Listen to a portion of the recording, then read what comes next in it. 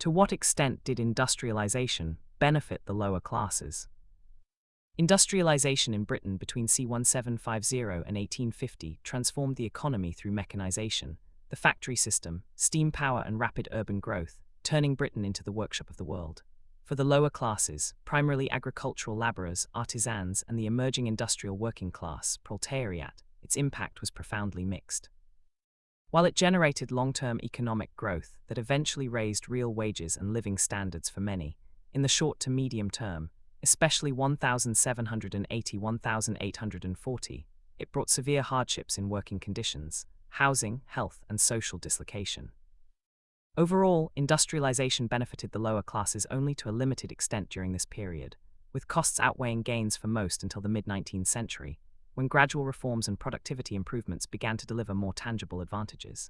Pessimistic interpretations, e.g., those of Engels and early socialists, emphasize exploitation and immiseration, while optimists, supported by later economic data, highlight eventual rises in real incomes. A balanced judgment must weigh immediate suffering against structural changes that laid foundations for improvement. Arguments that industrialization benefited the lower classes focus on economic opportunities, rising real wages in the longer term, and access to cheaper goods. The shift from rural, seasonal agricultural work to factory employment provided more consistent, if irregular, wage labor for a growing population. Enclosure and agricultural improvements displaced many from the land, but factories absorbed surplus labor, particularly in textiles, iron, and coal. By the 1830s, 1840s, real wages for some skilled workers, e.g., cotton spinners or engineers, began to rise as productivity soared due to mechanization and steam power. Economists like N.F.R. Crafts have estimated that British real income per person roughly doubled between 1760 and 1860, with the lowest 65% of the population seeing average real income rise by over 70% despite some increased inequality. Lower classes also gained from cheaper mass-produced goods, textiles, ironware, and food imports enabled by industrial transport canals and railways, which improved material living standards modestly for those in work. Urbanisation, though chaotic, offered social mobility for a minority who acquired skills, and the growth of markets created demand for labour in ancillary trades. In this view, industrialisation was ultimately progressive, breaking feudal ties and fostering a dynamic economy from which workers eventually benefited through higher output and falling prices. However, these benefits were limited, delayed, and unevenly distributed, and for many lower-class families, especially the unskilled women and children, the costs were immediate and devastating. Working conditions in early factories were brutal: 12 16-hour days, 6 days a week, with dangerous machinery, poor ventilation, and strict discipline enforced by fines or dismissal. Child labor was rampant, e.g., pauper apprentices in cotton mills, with high accident rates and stunted growth. The 1833 Factory Act and later reforms offered only partial relief, as enforcement was weak until mid-century. Wages for unskilled workers often stagnated or fell in real terms during the Napoleonic Wars and post-war depressions, 1815–1820s, exacerbated by cyclical unemployment. Urbanisation led to appalling living conditions. Overcrowded, insanitary slums in cities like Manchester and Liverpool caused outbreaks of cholera, typhoid, and tuberculosis. Life expectancy in industrial towns was significantly lower than in rural areas, sometimes by 10–15 years, with high infant mortality. Friedrich Engels' The Condition of the Working Class in England, 1845, vividly described these dark satanic mills, arguing that industrial capitalism created a new form of poverty worse than pre-industrial subsistence.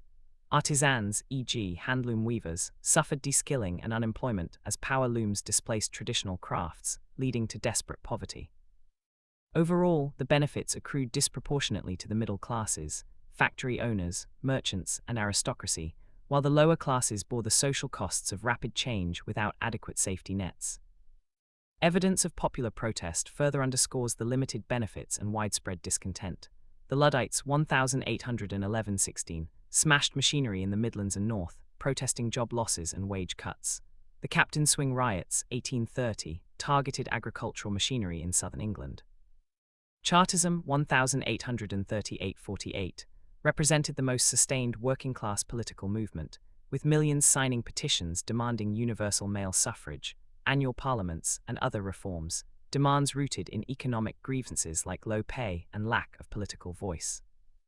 The failure of early trade unions, e.g., the Tolpuddle Martyrs, 1834, and government repression, Combination Acts until 1824, use of troops against strikers, highlight how industrialization provoked resistance rather than widespread contentment.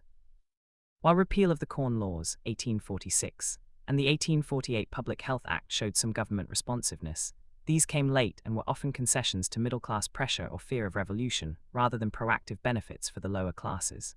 The persistence of the Poor Law, New Poor Law 1834, with its harsh workhouses, further indicates that industrial society treated pauperism as a moral failing rather than a structural issue. In conclusion, industrialization benefited the lower classes to only a limited extent. Short-term negatives, exploitative working and living conditions, urban squalor, de-skilling, and social dislocation, far outweighed any immediate gains for the majority, fueling protest and highlighting the human cost of unchecked capitalist growth. Long-term positives, such as rising real wages after C-1840, cheaper goods, and the foundations of a more productive economy, did eventually filter down, contributing to gradual improvements in living standards by the later 19th century. However, these were not inevitable benefits of industrialization per se, but resulted partly from subsequent reforms, union activity, and productivity gains that took decades to materialize. The lower classes were essential to industrialization, but were its primary victims in the period 1750–1850. Thus, the process was transformative yet deeply unequal, validating a pessimistic view for the core timeframe of the question, while acknowledging its role in eventual progress. A fuller assessment depends on whether one prioritizes immediate experience or retrospective economic trends.